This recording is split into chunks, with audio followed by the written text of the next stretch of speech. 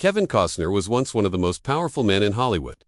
He had the kind of career that only comes along once in a generation, a run of films so successful, so culturally defining, that his name alone was enough to greenlight a project. He won 2 Academy Awards. He gave audiences Field of Dreams, The Bodyguard, Dances with Wolves, and JFK.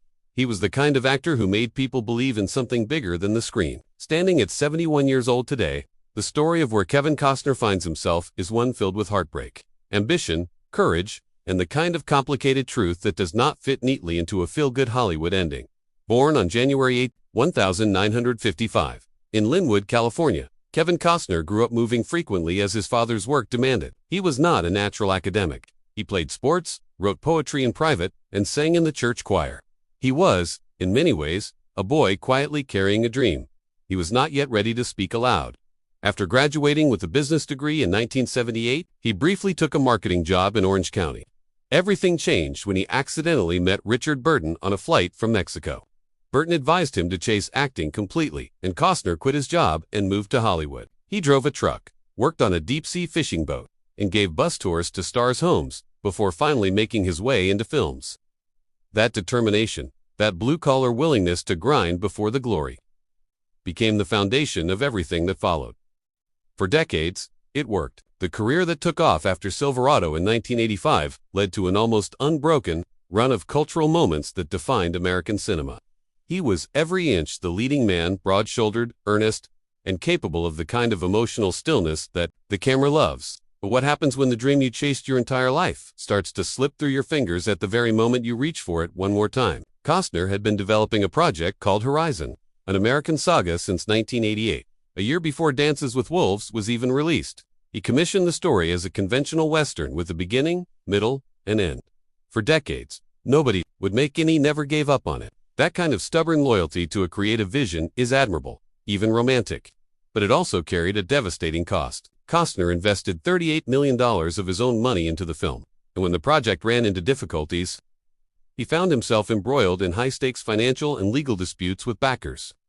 The movie he had dreamed of for nearly 4 decades failed to find the audience it needed.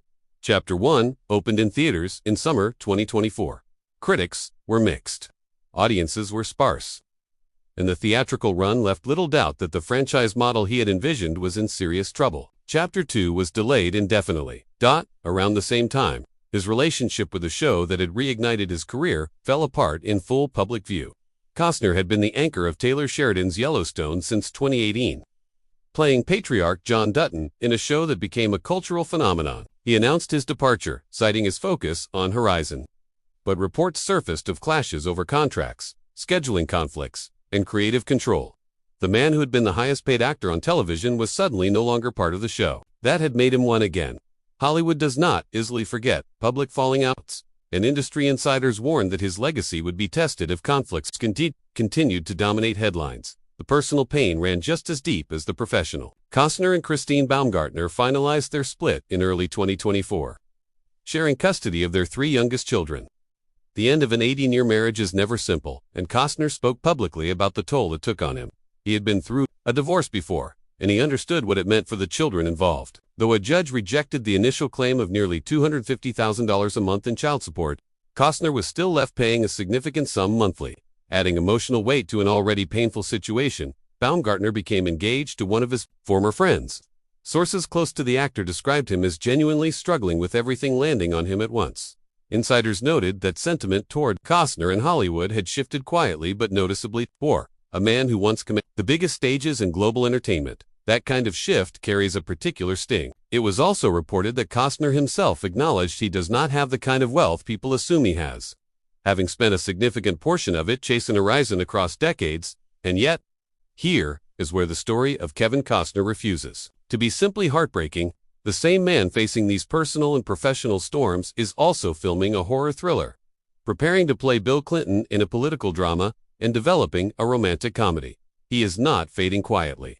When asked about retirement, he has made clear the concept does not interest him. He speaks about moving toward whatever next captures his imagination. Sources say he has described this coming period as his redemption year, and that a new relationship has brought steadiness and warmth back into his daily life. He is being cautious, as any person who has been through what he has been through would naturally be, The reality of Kevin Costner at 71 is not a clean story. It is not a tragedy, and it is not a triumph.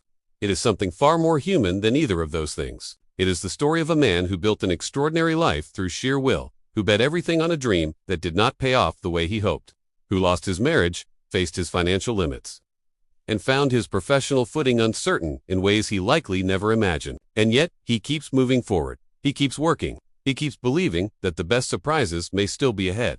He once said that when he admitted to himself he was going to be a storyteller, his life changed. At 71, he is still telling stories, still pushing that rock uphill, still refusing to let it fall. That, perhaps, is the most Kevin Costner thing of all.